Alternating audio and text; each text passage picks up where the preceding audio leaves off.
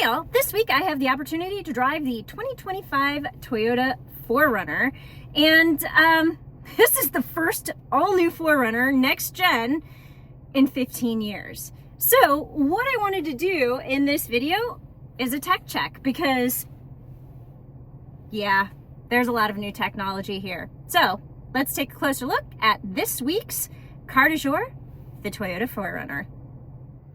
Now I'm currently sitting behind the wheel of the 4Runner TRD Off-Road Premium, and I figured this would probably be a really good place to start with the technology features.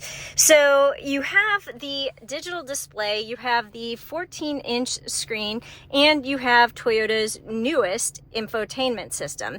And what that means is you have some really good maps as well as the Toyota voice assistant, which allows you to say something like, "Hey Toyota, tell me a joke."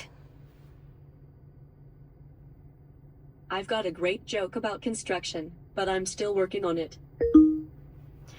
Or you could say, "Hey Toyota, I'm cold. Setting the driver's temperature to 75 degrees.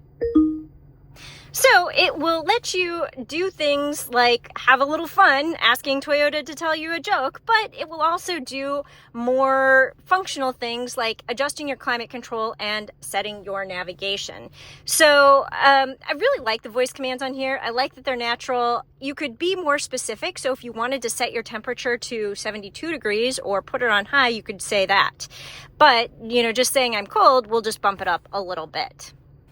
You also have your menu items over here that allows you to kind of switch through your different features in the vehicle, from your general settings to your trip information to your vehicle settings. And I'll be honest, we are driving these off-road, so the fuel economy, that is not going to be accurate. But you can set all this up, and you know what? You can even pair your phone and have Apple CarPlay on here. So you know what? Let me do that really quick and let's see what that looks like. All right, so I paired my phone with the system, and you can see that the Apple CarPlay fills out the screen really well. Now, the problem is I was trying to talk about Apple CarPlay while I was recording and paired with the system, and yeah, my sound went off. So we will just show the B-roll of the Apple CarPlay on the screen, and then, yeah, now it's time to talk about some other tech features.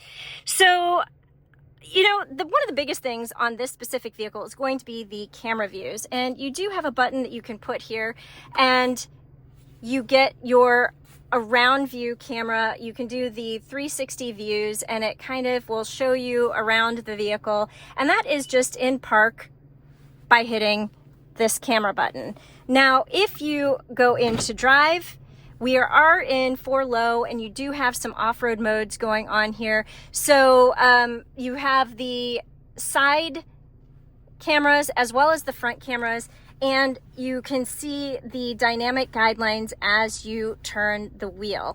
I find this really helpful in off-road situations, and you know, it's funny because you get so used to having the cameras that when you drive without them, it's a little bit weird. And we did that today, and it was weird. So you don't want to be too dependent on it, but I will say when you have your nose pointed to the sky, it's really helpful so that you can see over the obstacle and over the hill. You know, you can kind of see the off-road course there in the background, and we had a lot of dips and, you know, instances where you were pointing up, and it's just like, okay, do I just go straight over the hill? Do I have to turn left? Whatever. These help with that. So really good camera views, and you can scroll through some different options. This right here is kind of an invisible hood, so as you drive forward, it kind of fills in the space below the hood, and you can see what is underneath the vehicle while you're driving. So I like all of those things. Now, the other thing I'm going to point to is this right here, this little auto button. So if you are driving and you have the auto button on and you come close to an obstacle, the camera will just automatically pop on. That gets a thumbs up. I drive in the city. I have a lot of trash cans and obstacles that I am trying to avoid, and I appreciate the fact that you can access this while you are, like just driving, and you don't have to like come down here and hit the camera. It'll just, as you get close, automatically pop up. So thumbs up on that. And you know what? We'll just, this is what the cameras look like in reverse. You have the regular backup camera, and then you have your dynamic guidelines again as you are backing into a space. And again, you have the access to the different camera views. All right, so coming out of the camera angles, there's a couple more things that I want to talk about. So first off, I'm going to point out you do have heated and cooled seats, as well as a heated steering wheel, and you have the leatherette seating surfaces on this TRD Off-Road Premium. And the one thing that I found that was interesting that you don't have on this, dual automatic climate controls. I thought that was a little bit weird. Is that just me? Do you think that's weird? You have heated and cooled seats, but no dual automatic climate controls. All right, so also want to point to this JBL speaker. And this is the removable speaker. We saw it on the Tacoma, and like if you get to a campsite, picnic, whatever, you can pop this out and it will pair with your phone, so you can kind of take your music with you, and then when you're done, just pop it right back into place. So, for an off-road premium vehicle, so this is one level up off of, or maybe two levels if you want to say premium, off of the SR5, and you have a lot of really cool technology available to you. And you know what? Let's just look at this really quick. So, just kind of doing a quick scroll through the different features. And yep, you do have some options on here, and the as tested price is just below $60,000. So yeah, that is the TRD Off-Road Premium, and this is also the hybrid. I guess we could mention that too. Okay, you know what? Let's go over to the non-premium version and see what we got going on in there. All right, this is the TRD Off-Road, no premium, and the first big difference you can see is the fact that you have cloth seats. So you know what? We're just gonna climb right in here, and I will point out you also have manual seats, and we will power this up.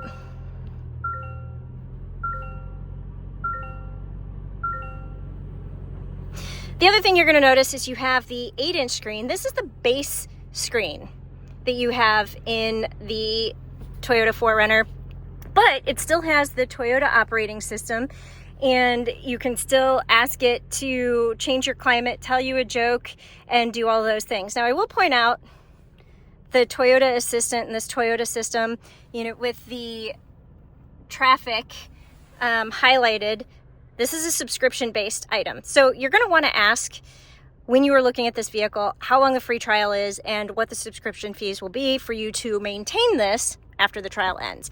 I feel like it's a 3-year trial, but I'm not sure. Now, you will notice, other than the screen, you have a lot of the same interior features that you had on the Off-Road Premium, the TRD Off-Road Premium. You still have the digital display. You still have the wireless charger, which, by the way, does not work very well. I don't think I mentioned that when I was in the TRD Off-Road Premium. I've had my phone in the wireless charger in a platinum version, the TRD Premium, the TRD Off-Road Premium, and in this specific vehicle. And within 45 minutes, every time I had my phone in this charger, it was powering, like it was not charging my phone because it was overheating my phone. So that gets a thumbs down. But you have the smaller screen, but you still have your menu icons here, and you do have heated seats. You don't have the cooled seats, and you still have the heated steering wheel. But again, you do not have dual automatic climate controls. I still think that is weird. In terms of the camera angles, yeah, you just have a simple backup camera here. But you do still have the dynamic, no you don't, no dynamic guidelines. So you don't have dynamic lines, but it does give you angles showing you where you would go if you had this certain trajectories. But let's see, and you can turn those off, and you can, oh, there's the dynamic guideline. So there you go. Okay, so you do have the option for the dynamic guideline. You just have to kind of futz around with it. And you have the wide view and the down view. But that's it. You don't have an around view camera. You don't have the front facing camera. And when I was driving this in an off-road situation, yeah, I had to put down the window and I was like hanging my head out the window a lot because of the ups and downs and the sharp turns, making sure that, you know, I was keeping the wheels on the path because I'm short and yeah, my visibility out the front. It's really greatly helped by having a front view camera. This does not have that. So, you know, when we were talking during our off-road drive, one of the things that I will point out is if you are off-roading a lot, yeah, you're probably going to want all those cameras. You know, if you're just tooling around in the city or if you don't mind hanging your head out the window, you know, go for the non-premium version, because I will say this is less. So this specific model does not have any options on it. So this is the non-hybrid version, and we were looking at the hybrid version earlier, but you can see there aren't any options on here, and the as tested price for this is $49,000. So it's significantly cheaper to go with the non-hybrid TRD off-road non-premium, but it just depends on the features that you want and the comfort level that you want. And I personally tend to be a little bit more tech forward, but hey, that's just me. If you have the money, great. If you don't, this is also a really good option. And now we have the platinum trim of the Toyota 4Runner, and there are a couple of additional things that are techie on this vehicle that we didn't have on the TRD off-road, and one of the biggest things is these power running boards. So you open the door, the running boards come down, and then when you close the door, they go back into place. So power running boards, that's a thing. I like them. It also helps with ground clearance when you are driving off-road. They go back into place and you don't have to worry about them. Coming inside, I will point out you do have the same 14-inch display and you have the digital screen. We saw all that on the TRD off-road premium, so that is not new. But I will point out you do have the dual automatic climate controls. I don't know what stage of the game that pops in, but yeah, dual automatic climate controls on the platinum trim, in addition to your heated and cooled seats and your heated steering wheel. So because this is the platinum trim, we'll just do a quick look at the interior. This has a really cool blue leather, and I don't know what's going on in the automotive industry right now, but the blue seems to be a trend and we're seeing it a lot, and I really like it. But outside of the materials and the color choices, this looks remarkably similar to what you see on the TRD off-road premium. So dual automatic climate controls and the power running boards, those are the two big things that you've added to this vehicle. Oh, and you know what? There is one more thing that we're going to point out. You have a rear camera mirror. This is another tech feature that is available on the 4Runner, and I have mixed feelings about it.